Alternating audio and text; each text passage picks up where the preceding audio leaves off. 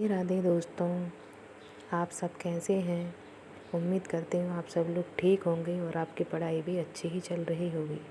तो टाइम हुआ है, अभी बज चुके हैं 5 और मैंने उठकर सबसे पहले वही अपने घर के जो डेली रूटीन के काम होते हैं, झाड़ू लगाया, एक्सरसाइज की, पानी गर्म करके पिया। इसके बाद फिर मैं चली जाती हूँ नहाने के बाद अब बज गए हैं 6 और अब मैं आ गई हूँ अपने मंदिर में। फिर मैंने मंदिर में आके वही मंदिर की सफाई वगैरह की, पूजन की, भगवान को नहलाया, जो भी अपने मंदिर के काम होते हैं वो सारे काम मैंने किए। आज सोमवती अमावस्या है, तो आप सभी को इसकी बहुत बहुत शुभकामनाएं। तो चलिए आज मैं आपको ऊपर का छत का व्यू दिखाती हूँ। आज बहुत भयंकर कोहरा छाया हुआ है ऊपर। मैं सूर्य भगवान को जल चढ़ाने आई थी, तो मैंने सोचा आपको भी ये नज़ारा दिखा दूँ। अब इसके बाद फ्री होकर अब बज गए थे 7, तो मैंने अपनी पढ़ाई स्टार्ट कर दी। सबसे पहले मैंने स्टार्टिंग की स्टैटिक जीके से और लगभग 8 बजे तक मैंने स्टैटिक जीके की पढ़ाई की। स्टैटिक जीके में मैं बहुत ही ज़्यादा अभी पीछे चल रही हूँ। मुझे बहुत सारा डाटा याद करना है इसमें, जिसकी वजह से मुझे थोड़ी टेंशन भी हो रही है अब मेरा एग्ज़ाम तक थोड़ा कंप्लीट हो पाएगा या नहीं हो पाएगा।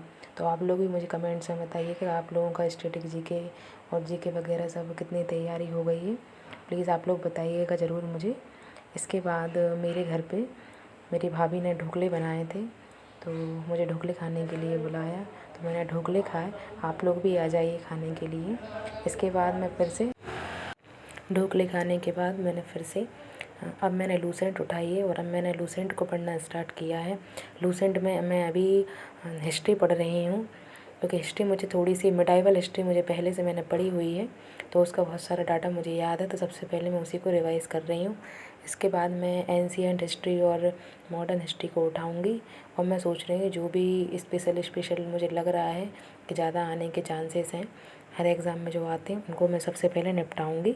जो टेबल्स वगैरह दी हुई होती हैं तो सबसे ज़्यादा वही आती हैं, मैंने अक्सर देखा है प्राचीन काल वगैरह से सबसे।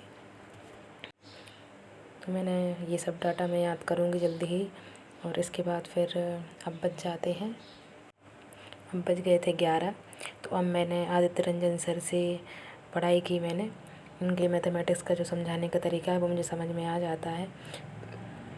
अब मैंने स्टार्ट की मैथमेटिक्स और लगभग 2 घंटे के समथिंग मैंने मैथमेटिक्स किया।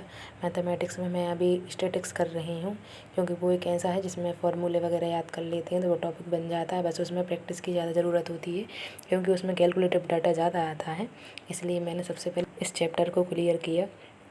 इसके बाद मैंने लगभग 2 घंटे तक रीजनिंग की होगी और रीजनिंग में मैंने आज कैलेंडर चैप्टर को किया है और इसकी क्लासेस में अपनी एसएससी का जो बैच लिया हुआ है उसी से करती हूँ। मैंने आपको बताया भी था लास्ट ब्लॉग में।